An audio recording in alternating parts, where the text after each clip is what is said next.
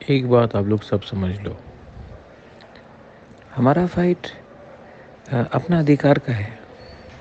सब लोग बोल रहे हैं कि आप इनसे क्यों बात कर रहे हो, उनसे क्यों बात कर रहे हो। हम सबसे बात करेंगे जो हमें हमारा अधिकार देगा, और जो हमारा अधिकार हमको डिनाई करेगा, जो भी पार्टी हो, बीजेपी हो, सीपीएम हो, कांग्रेस हो, कोई भी हो, तो हम लोग वो पार्टी का विरोध करेंगे।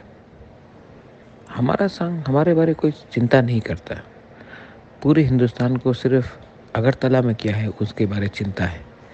हम लोग के लोग जो गांव में भूखे हैं, कपड़े नहीं हैं, आशा कर रहे हैं, गरीब हैं, उनका ज़िंदगी ख़त्म हो रहा है, लेकिन तभी भी एक आशा में है कि कुछ ना कुछ मिलेगा। उनके लिए हमें फ़ाइट करना है। जो लोग बड़ा बड़ा बात करते हैं, 70 साल में क्या किया, सीपीएम ने क्या किया, कांग्रेस ने क्या किया, और अब बीजेपी क्या कर रहा है। सबका साथ सबका विकास तिपरासा को छोड़ के कभी नहीं हो सकता। इसके लिए मैं कॉम्प्रोमाइज़ नहीं करूँगा। हमारा लाइन है, हम अपने लाइन में चलेंगे।